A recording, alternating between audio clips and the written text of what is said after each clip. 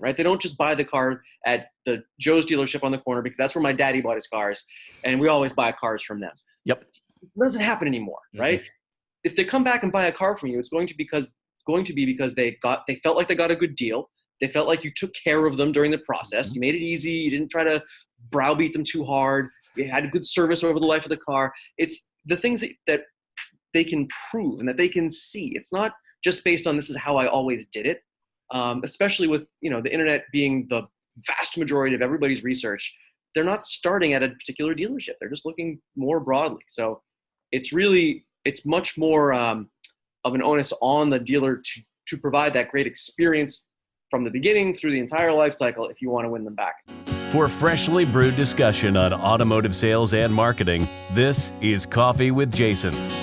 The Coffee with Jason podcast is sponsored by Closer's Coffee. For that full-bodied, rich, sweet flavor with a bright acidity. Drink Closer's Coffee, stay caffeinated, and keep on closing. Find out more at closerscoffee.ca. Jeremy, thank you so much for taking the time to jam with me today. I really appreciate it. To get this started, just so we have a little bit of context out there for the people that are listening right now, if you can give us just kind of that 2-minute origin story that is Jeremy from CarGurus, kind of how you got started with CarGurus and how in the world did you decide to get into automotive? Sure. Yeah, it's a story that starts with being a writer who got technology. When I first entered marketing, I was working at Lotus Development Corporation back in the 90s, way back in the day. And back then there was a team creating a website for the company, B2B sales. And they realized after they hired some architects and some designers that they also needed somebody to write the content. So I wound up there and I started my career with Lotus. I've bounced around from tech startup to tech startup since then.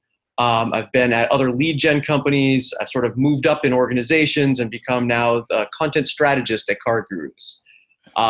My last stop before this was at a mobile ad tech company called Fixu. That was a great company. I learned a ton there. And if you want to learn sort of cutting edge marketing technology, mobile is the place to be. There's things you can do with mobile that you can't do anywhere else. Some of them a little scary. But then that opportunity petered out and I came to CarGurus about 2 years ago. I became the senior content strategist here, which basically means not just writing the words that go on the page, but thinking about how do we talk to dealers? What are the messages? What are the big topics we should be covering? And then leading a team here of the people who produce that content. So it's been super interesting. I think automotive has been fascinating to get into. This is relatively new for me. I mean, I drive cars. I've driven cars for a lot of my life, but I've bought a couple. But the relationship between dealers and consumers and being able to dig into that and help dealers get better at digital marketing has been a great opportunity. Now, so how long have you been with CarGurus? It's going to be 2 years in a couple of weeks. Okay. So, 2 years now kind of getting into automotive. I'm just kind of curious, what would be the 3 things that you're pleasantly surprised about? Maybe a couple things that you were like, whoa, what's going on? Interesting. Let's see. Pleasant surprises are the position that CarGurus is in the industry gives us a ton of data. One of the things I learned at Fixu was the power of data for marketing. And because we work with so many people in the US and a growing number in Canada, we have a ton of data about how people are actually shopping on our site, and then we can turn that into content. So having that resource is huge as a marketer. Being able to look at how many pictures do people click on, and how many leads do they submit, and what words get their attention, things like that has been really rewarding, I think, being able to work with that kind of data. Other pleasant surprises in automotive, let me see. I think the pace of change is fun because there is so much new stuff.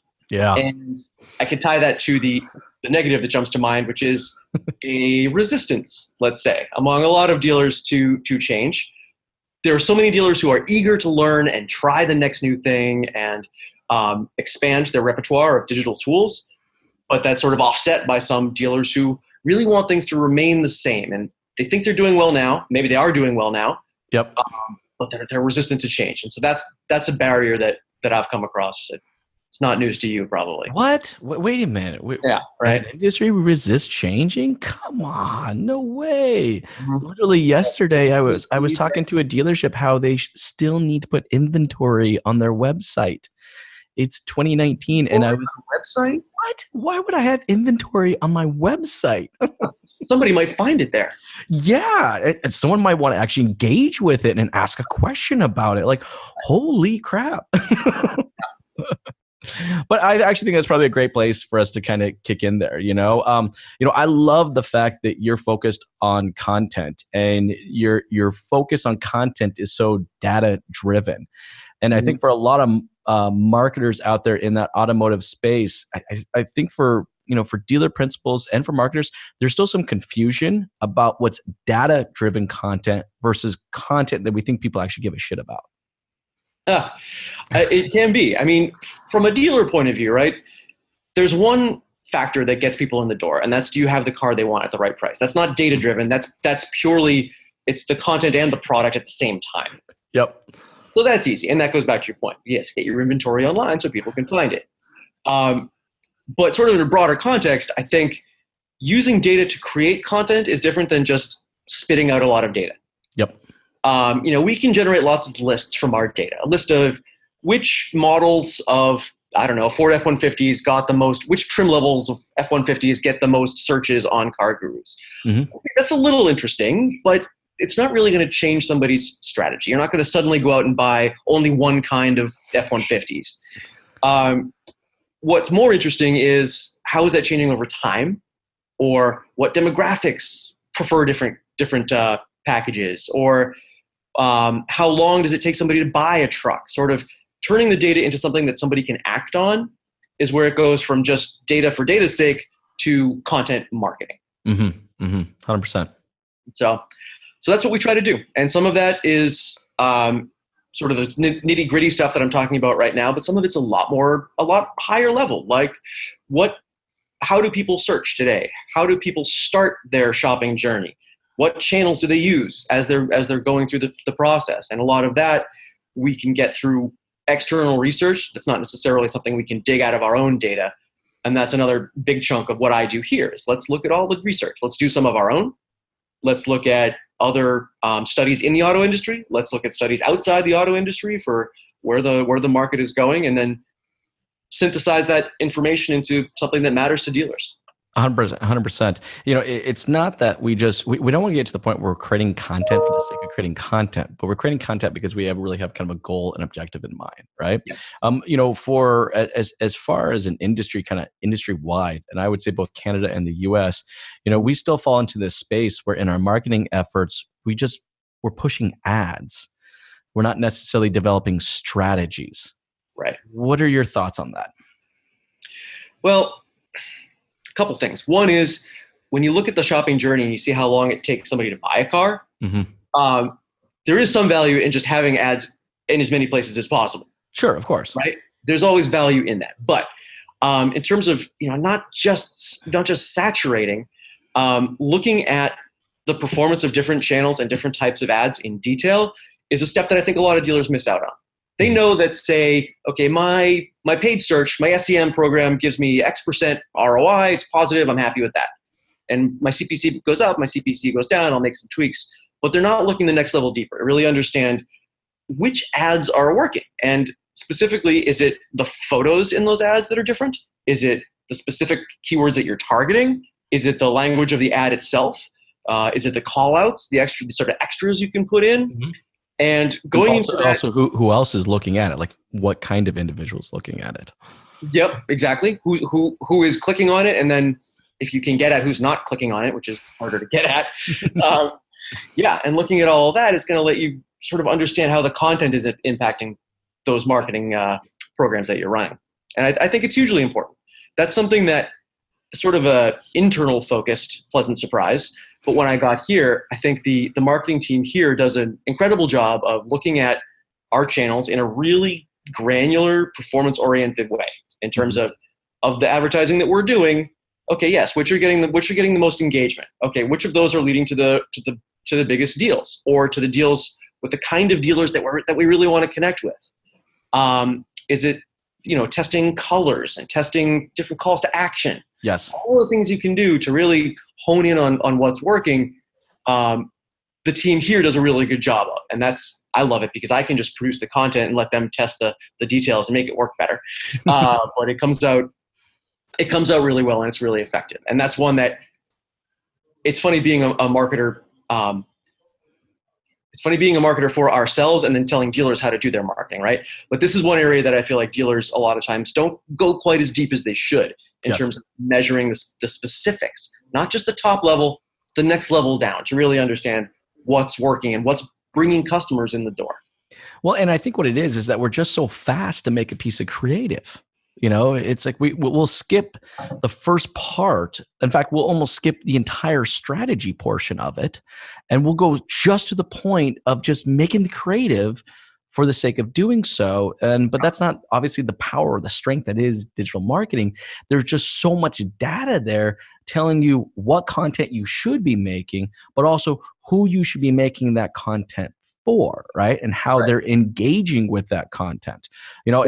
If I'm selling minivans, there's a very specific targeted audience, which I would fall into that category. I do drive a minivan. I'm in my minivan years.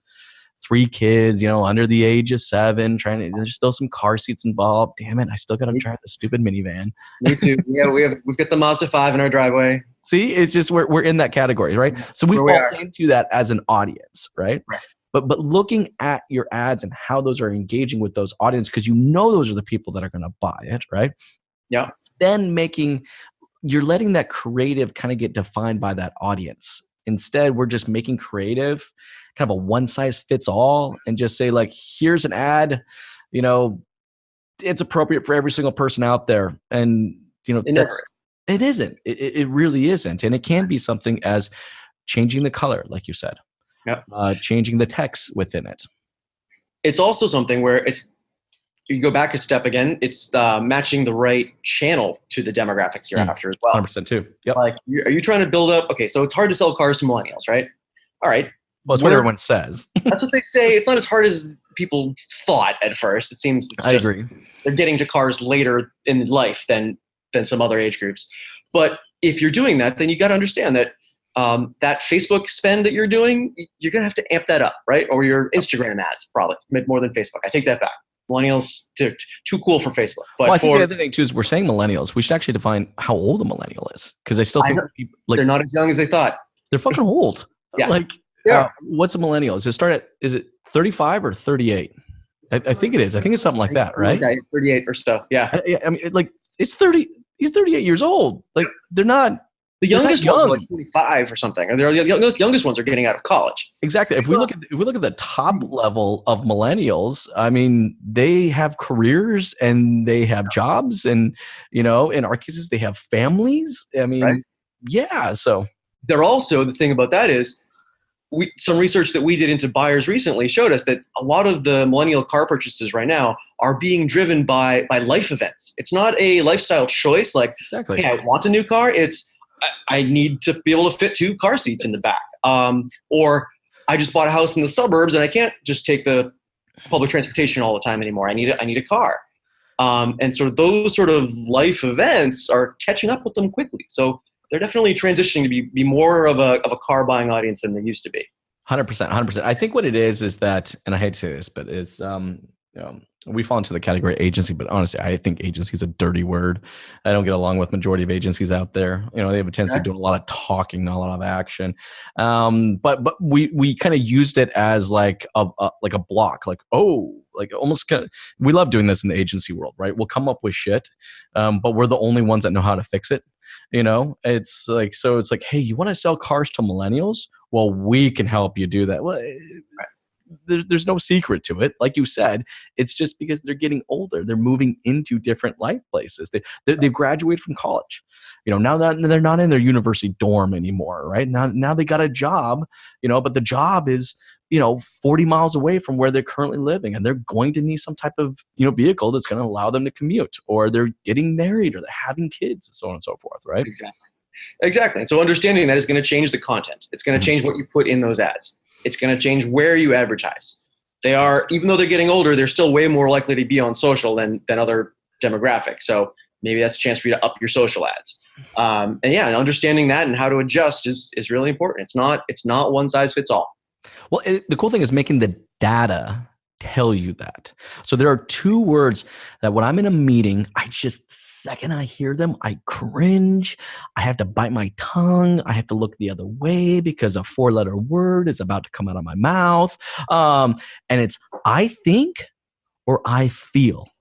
And I'm sorry, but those statements have nothing to do with marketing. If we're talking about marketing, there is no I think, there's no I feel, because guess what? The market doesn't give a shit about what you think a network is good for you or not. They don't give a flying fuck that if you feel that Instagram isn't your audience, it doesn't care because the data is there, right? Right. And it's also even more than it's not just what you think. You can't necessarily trust what somebody else's data says. In a lot of these situations, your particular dealership, you might have a slightly different niche that works in one channel. It doesn't work for the guy across the street. Yes. That's, again, where you have to test. Yes, you're going to get ideas from general data, from the kind of stuff that I put out, right? The general data that we put out is going to give you directional information. But these are still areas that every dealership needs to test for themselves. Maybe because of your logo, maybe you have a more fun tone. You should be more of a jokey ad, say. And some other dealership is more of a buttoned up and we're serious car people, and then you have to have a different tone, say.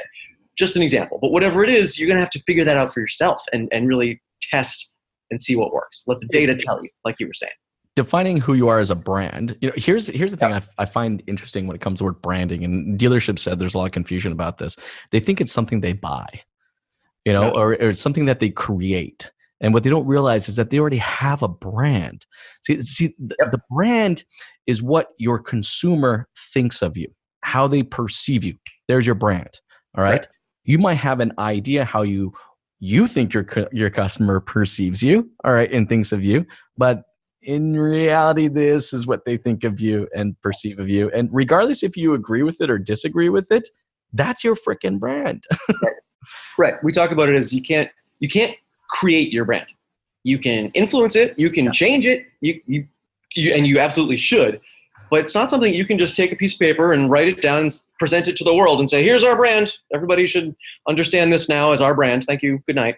It doesn't work that way. And the reason we're talking about branding is because that's what gives that, and kind of go back to what we're talking about with the content, is it gives that content that flavor, right? Yeah. It's that little spice on top, Is it that more professional brand? Is it more of that senior brand? Is it more of that Crazy Joe's? Yeah. Maybe it's more of that fun-loving, El Patron brand. He's going to like it because I literally just gave him a plug right now. One of the things about brand that we see, though, is that's hard. Even people who have a good sense of their sort of top level brand, and maybe it's they do a really good job in, say, TV ads where they think about it a lot.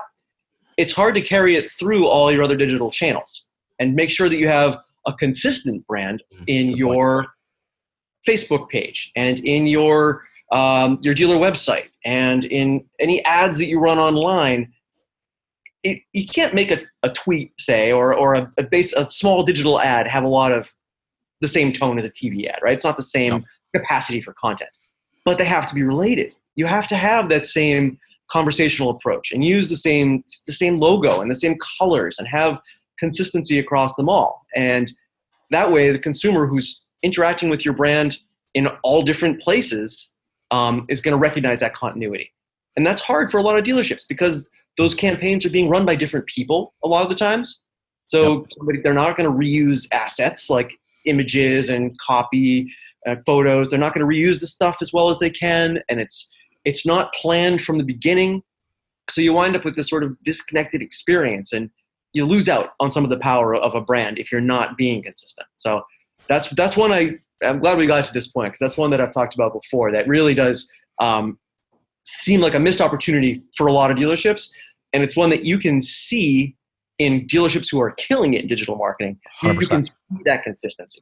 And you can see that when they started this campaign, they didn't say, okay, let's go write some paid search ads. And then, okay, now let's go film that TV commercial. No, they started with our spring campaigns are going to be run in these places. Here's the main message. Here's the main imagery we're going to use. And they started planning it in a broad sense and then applied it to each of those different channels, each of those different mediums that the ads are going to run in. and that consistency shines through. And here's why I think dealerships never get to that stage is because still today, and I find this true both in Canada or across the border in the US, is that they still are looking at their marketing efforts as a sprint and not a marathon. Yep. And it's a race. It's a race from the beginning of the month to the end of the month. So therefore, any marketing message that's not going to support this 30 days goal and objective, I'm not going to even bother doing anything with it. Right. No, that's absolutely true. We see that a lot. And what you wind up is missing out on things like promoting service and sort of back end. That you want to build a long-term relationship with someone. That's, selling somebody their next car is also part of your planning, right? And a great relationship and service or building up your reputation isn't going to sell them the first car necessarily, but there's value in it. It's just even harder to measure. But yeah, being able to sort of plan for the long term is important and really hard given the challenges of a monthly sales goal, given the business environment. If things start to slow down a little bit, you can't be thinking about spending money on long-term stuff when you just have to hit this month's goals and the forecast is down. So it is a huge challenge. And like you said, that's not limited to the US or Canada. We definitely see that everywhere that we operate. So we as you can see, as we're going through this, we're starting to kind of define what kind of these steps are, right? We've kind of talked earlier, being step one is really understand those analytics for your dealership, right? Let those analytics start to speak to you.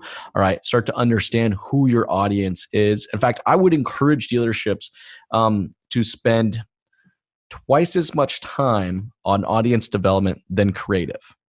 What could you really truly define who that audience is, and then let that audience define what the creative is going to be, right? And then of course the other thing too is this can't be a sprint. This has got to be a marathon, right? I mean, we have to create strategies. We got to stop running ads, but if we're always thinking just in that 30-day cycle, all we ever end up running is an ad. We don't actually ever get to the point because we're running in a 30-day cycle. I mean, how much of a strategy can you actually develop in a 30-day window? Right. Not much. Right. And it doesn't mean some people can think that this means I'm going to map out my whole year's worth of ads. No, you're not getting into the details for your entire strategy, right? What about the foundational stuff? Foundational stuff. What are the 3 or 4 biggest sales pushes we're going to make this year? Is it, Canada Day? Is it the new model release time? Whatever it is, knowing those in advance doesn't mean you're writing the ads that are going to support that time of year in the winter, but being able to just see where you're going. Mm-hmm. And as you have the details for the close stuff and the vision for the further off stuff, lets you keep driving the right direction, so to speak. And if we take the time to define our brand, then like you said, we can let that brand message flow into every single piece of creative, right? Right. Like right. If we're putting creative out there right now that has no branding to it, like we're really kind of losing out on a huge amount of opportunity. Because what it is then the only story that someone can consume is the story of the product and the price. That's it. Mm-hmm. But there's a whole nother story that needs to be told. As consumers, you're a consumer, I'm a consumer, we all consume, right? Yeah. We're consuming the story before we consume the product. But if the dealerships out there are only giving us that one-sided story of product and price, and we got nothing else to go off of, I don't know, what does the consumer have to choose from, right? Right. And even when the product and price is what's getting them to click or call or visit the first time, they're also experiencing the rest of your brand. Yes. So maybe that brand stuff it's not the bait. It's not what's getting them to interact, to engage. Right. But it's the stickiness. It's happening. And when it comes to decision-making time, that's when those things, subconsciously or consciously, are going to accumulate in that consumer's mind. Oh yeah, I liked those guys, or they seem trustworthy, or whatever their particular trigger is. You will have had that sort of building up while they went through their first level price and product decisions. Yeah. Unfortunately, though, when dealerships, when they think of brand, they literally get about as far as we're family owned, And then it all kind of stops there. And guys, I know I'm going to get some comments about this, and some of you guys are going to get pissed off about this listening to this, but this is for a message for all you dealerships out there. No one fucking cares that you're family owned. You said it, not me. I know. I'll take the content of that, and not in the sense it's just those words, right? Look, at one point in time, all right, there was some perceived value in the words of being family owned, and I think that probably ended sometime in the 80s and 90s. It's just there was a difference. There was a defined difference in service between a family owned business and a big box business, right? But some of the industries right now have the most amazing service are the largest companies in the world, right? Amazon has phenomenal service. I mean, better service than I would say majority of small mom and pop places that I deal with. So that's no longer a factor. What it is I think dealerships have to define, what does it mean to them to be family owned? Like, what does that mean? Does that mean you guys, you treat people like family? And if that's the case, what does that actually look like? How do we actually define that? So it's deep diving into it. But once we find that brand, we can include all of that, right? Right. It's true. And it's also another sort of part of that, why people don't care about things like that anymore, is this sort of the change in relationships, where people don't come back to buy their next car because they were happy anymore, not nearly as often, right? They don't just buy the car at the Joe's dealership on the corner because that's where my daddy bought his cars, and we always buy cars from them. Yep. It doesn't happen anymore, right? If they come back and buy a car from you, it's going to be because they felt like they got a good deal. They felt like you took care of them during the process. You made it easy. You didn't try to browbeat them too hard. You had a good service over the life of the car. It's the things that they can prove and that they can see. It's not just based on this is how I always did it. Especially with the internet being the vast majority of everybody's research, they're not starting at a particular dealership. They're just looking more broadly. So it's much more of an onus on the dealer to provide that great experience from the beginning through the entire life cycle if you want to win them back, as opposed to just having this automatic repeat customer because their family and your family are friends. Exactly. And the cool thing is that we can build more perceived value within our inventory if we really define what that brand story is, because it brings some value. There's perception of value in that brand story, right? Yep. But we're not taking the time to do that. We're still relying on the inventory being the story. And the bottom line is, especially in, let's say, where I'm sitting right now, I'm in the GTA. And there's the used car industry here in the GTA, the Greater Toronto area, is huge. If right now, just within, I would say less than 10-minute drive of me, all right, there's probably over 150 pre-owned Civics that I could go find, right? Right. Just within a 35 drive minute of me, there are 14 Nissan dealerships I can visit within that time frame. Like seriously, it's crazy, right? So in no way or form is location, and no way or form is the price and the product really going to be the differentiating factor, because these guys are all within. They're so close. On the used side, the new side, it doesn't make a difference, right? Yeah. We have to find what that next factor is, and that's going to be in their brand. That's true. We also see sometimes we get feedback from dealers that consumers are too concerned about getting the absolute lowest price. We don't want to be a race to the bottom, is the phrase, right? And what we say is when we look at the data on our site, the leads that come into a CarGurus, right, are about equally split between leads that come in on great deals, leads that come in on our good deals, and leads that come in on fair deals. It's roughly equal numbers. Oh, that's a really interesting point that we should that's a great one to highlight. We see that as consumers they love deal ratings. They think that's really important, but what they're looking for is validation. They're just trying to make sure they're not getting ripped off, right? And consumers tell us this in direct feedback sometimes. They say things like, well, why did you use CarGurus? Didn't want to get ripped off. Didn't want to get hosed. They have all kinds of creative ways of saying it. But just that sort of, like you said, if there's 1,500 Civics and one is $100 cheaper than the other one, but the first one, the more expensive one, seems like that dealer has a better story to them, seems more trustworthy, they're not going to try to save $100. They would much rather go to that dealer that seems more trustworthy. It seems like somebody they would like to work with. and submit a lead there, buy a car there. So that's, again, that brand comes into play when the pricing differences, especially in an area like Toronto, or the pricing differences aren't going to make as big a deal.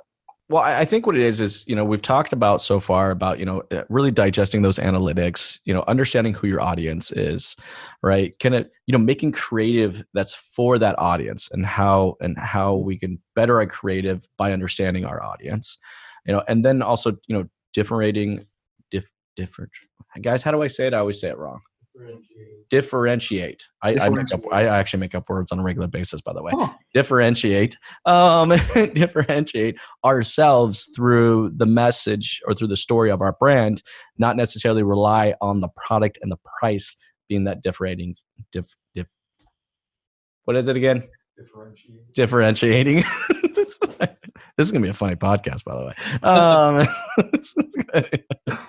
Okay, let's say we got that. What would you say kind of the next steps are? Where's that one other space that we could be spending time in that's going to bring significant value to the person that's in charge of marketing at the dealership? Once you've got the analytics in place, you've got your brand story set up,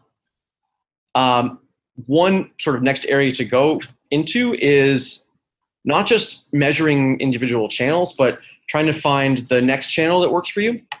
There's always another channel, whether it's another vendor, whether it's another digital ad source, whether it's another type of retargeting, web video. There's always something else out there that could be effective. And if I was setting up marketing at a dealership, there would be a certain amount of dollars at every month, maybe every quarter, because I know there's not a lot of time to set up new campaigns, a certain amount of money that I would want to put into a marketing source that I've never used before to see what happens. That's a great idea. Tens of thousands of dollars. Just whatever a small to medium-sized amount of money, depending on the size of the dealership, that you can put into a channel that you've never used before, that you can measure very specifically and see how it performs. I think I annoy our sales guys a little bit when I say this, because I'm telling you that you should be spending money in other places besides CarGurus. But there's no one answer to where you should be investing. We talked about, I think, the consumer journey being so scattered. People use a million different ways of finding information, right? Different websites and different ways of shopping. And people who are on mobile all the time are constantly getting interrupted and restarting. So that creates breadth. There's a lot of different ways that you can try to reach people. And that includes non-digital too. We focus on digital because that's our expertise, but it doesn't. Because we can measure it. It's measurable. And because you can measure it as well. Yeah. But it does include interesting real world, physical locations, different kinds of promotions, just experimentation, I think. You do more of what works and spend money on things that you don't know yet to find other things that work, I guess is one way I completely agree with you. I mean, I think we need to always be testing new strategies, new channels. But I also think we have to understand what our expectations. Our expectations kind of change, early digital marketing was about buying traffic. We were buying people to come to our space, right? Yeah. That's kind of what it was about. But I've seen in the last couple of years, probably the last 3 years, it's kind of a fundamental shift. And in fact, even in the way Ad Manager is now structured in their new interface, and with Facebook and Instagram and even YouTube's or Google's new Ad Manager, they're maintaining those KPIs, but they're wanting us to focus on new KPIs and engagement. It seems to be what these guys are really looking for now, because we know that, we could present a 30-second video to someone and they may consume that content. They may not convert on that, but that 30-second video was the aha moment. Oh, okay, yeah, these guys are pretty cool. Okay, now I'm going to make my drive in. We can't limit our usage to certain channels just because of conversion. We got to go beyond conversion. Oh, yeah. And we have to look at engagement. I guess that's what I'm trying to say. Yeah, no, and you're totally right. And that's an area where it goes back to the analytics that you're using and the metrics. And some of the metrics that you use need to be about more than just, was this the source that gave me a sale? Yes. Like that sort of last click, what did they do right before they came in? That's important. You should absolutely measure that. But you're absolutely right. What else? What are people engaging with? How are people learning about your dealership? there's a lot of sort of room there to add more metrics and look in more depth, because it is absolutely true. Engagement time is so precious today. People's time it's the highest commodity, right? Yep. Right. It is. And you can't just spend your money on TV ads on the single biggest show and get everybody to eyeballs, right? That's not how it works anymore. Hasn't been for a long time. So being able to look at those engagement metrics, and again, to your point before, if you can look at it by different audiences as well. Yes. And being able to engage with specific audiences and thinking about it that granularly is again going to help you sort of refine your strategy and then execute better when you're there. 100%. And it's key not to just look at the single channel, but how all the channels actually work together. I literally just got off a phone call on my way here with a dealership, and they called me. And of course, they used my favorite words. I feel like we should be doing more in Google. I'm like, okay, fine. And the reason for that, the logic behind that is because they're looking at their conversion reports, and they're seeing that that's where there's more conversion and a lower cost of conversion happening. Right. And where their Facebook and their Instagram ads have a tremendous amount of engagement and consumption. All right. What they don't realize is that it's more of a holistic approach, right? I mean, we know CarGurus, plays a very important part of the consumer's buying cycle or path to purchase, but it doesn't necessarily mean they're the ones, that's that one little source, that one channel that converted someone over. Now, in some cases they are, right? But it's not always. So we have to look at our marketing as a holistic approach. We can't just be moving things around based on what's converting better than others. We need to have a balance between conversion, action, and engagement, because without the engagement, the action conversion goes down.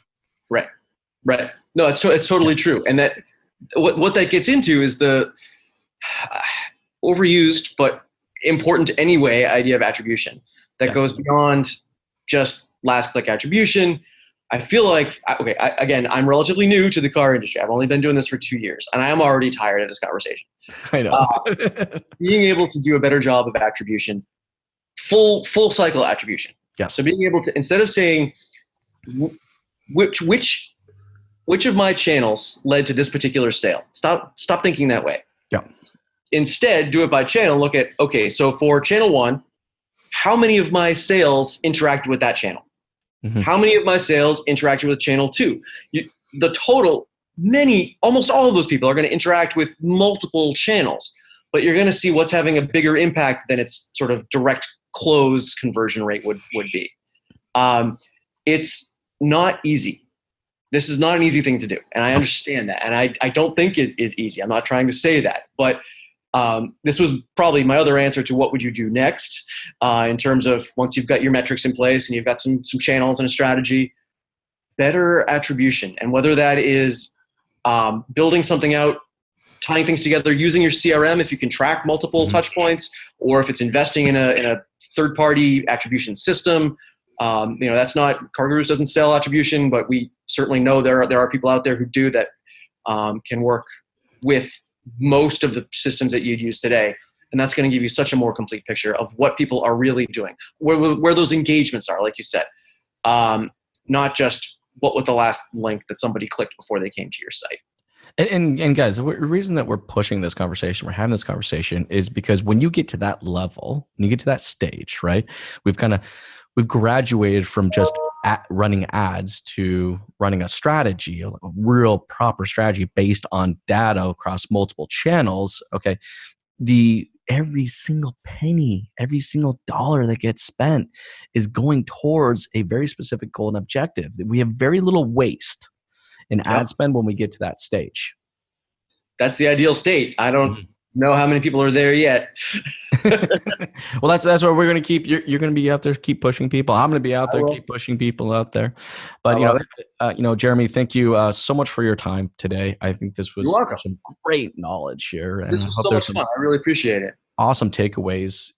For anybody out there that would like to connect with you and maybe learn a little bit more about CarGurus, what's the best way to do so? Sure. I'll give you my email address. It's totally fine. It's jsacco, JSACCO at CarGurus.com. I am out there in the industry every now and then. I was at Auto Remarketing Canada this year. And if I can give a small plug, Yes. CarGurus is going to have our first ever user conference this fall, October 22nd, 23rd in Boston. Very cool. We're going to have hundreds of dealers attending. We're going to have industry speakers, workshops, breakout sessions, chance to talk to CarGurus as well as other dealers. And we will have a ton of this kind of information and new data and all kinds of stuff. So keep an eye out for more information on that. But we're really looking forward to that. And it would be fun to have a good Canadian contingent there. That would be awesome. Yeah, well, you know what? When this goes live, hopefully we got some links for that, and we will make sure those links get posted with this podcast. Again, Jeremy, thank you so much for your time today. I really appreciate it. I had a blast jamming with you. You're welcome. This was great. Thanks so much, Jason. Thanks. Have a good one. You too. We covered a bunch of great topics today. What stood out most to you? Be sure to let us know in the comments section below. And don't forget to like the post and share it to keep the conversation going. You can follow Jason on all social media platforms by following Strategy with Jason. You can find him pretty well everywhere you can share content. I hope we were able to get you thinking. And until the next time, have a great day.